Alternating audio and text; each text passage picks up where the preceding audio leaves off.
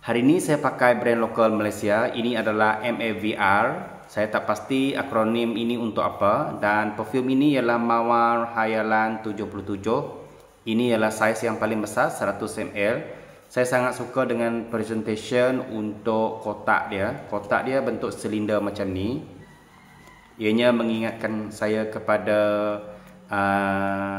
Dior, iaitu Prevaline.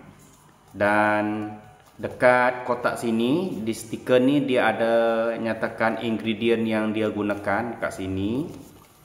Dia memang sangat elok, sangat cantik dan memang keras. Dia memang secure lah untuk perfume macam ni. Kalau dia shipping pergi Borneo sini, memang lebih secure dengan kotak yang macam ni, which is very good. Dan congratulations kepada abang ni yang boleh fikirkan botol dan juga presentation kotak dia yang berkualiti. Dan untuk makluman, saya nak tunjuk juga di sini. Dalam sini dia ada foam untuk dia letak ataupun sempal kat tepi sini. Foam putih ini kita letak macam ni, baru kita letakkan perfume kita duduk elok macam ni. Dan ia tidak jatuh dan tidak bergerak. Itu adalah fungsi foam warna putih tadi yang kecil. Jadi ia lebih secure. Dan untuk perfume ini memang jenis perfume kategori manis. Bagi yang tak suka manis, so tak perlu beli yang ni lah. Dan abang ni ada juga membuat beberapa perfume. Ada juga yang kebanyakan lah, ya, kebanyakan yang saya beli ni mostly ada manis-manis.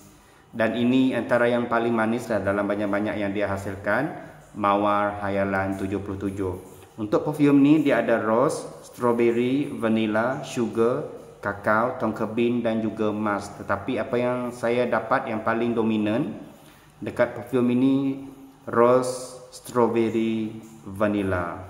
Bau sugar tu ada, tetapi jenis bau gula yang gula putih, dia bukan gula perang.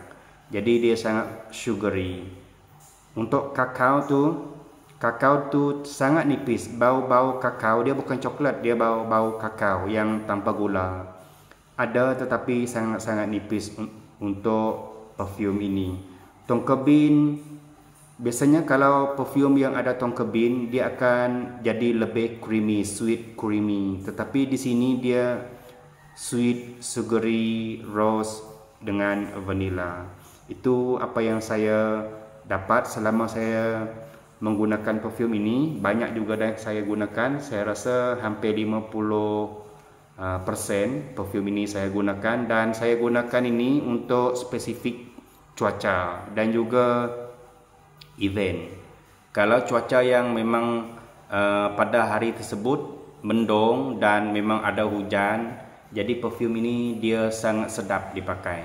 Tapi kalau untuk cuaca di luar yang panas, kalau kita pakai ini, dia memang glowing. Saya pernah try, bau dia memang bau yang bagi saya agak menjengkelkan lah. Sebab bau yang manis kalau kita berada kat luar memang menjengkelkan bagi saya. Tapi kalau dalam aircon, perfume ini sangat sedap. Ianya mengingatkan saya kalau saya pergi ke kedai kek ataupun kedai pastry, memang sedap. Orang di sekeliling kita memang dapat notice bau yang sedap, harum, mewangi seperti dalam kedai kek. Dan untuk longevity, kalau kat tangan average saja 4 jam macam tu, tengok bergantung dengan cuaca ataupun di mana saya berada pada masa tersebut. Tetapi untuk di fabric maju macam kita ni, selagi tak cuci, memang selagi itulah bau bau perfume ini melekat. Sebab dia menggunakan pati yang agak pekat juga. Okey. Pati yang agak pekat. Dia punya bubble itu sangat sedikit, jadi pati ini agak pekat. Kalau bubble yang banyak ini maksudnya dia banyak menggunakan alkohol lah. Nampak tak? Okey, itu saja review saya untuk perfume MAVR. Dan untuk series ini saya ada banyak lagi perfume daripada brand MAVR dan nanti saya akan kongsikan lah. So, jumpa lagi di video yang akan datang. Terima kasih kerana menonton.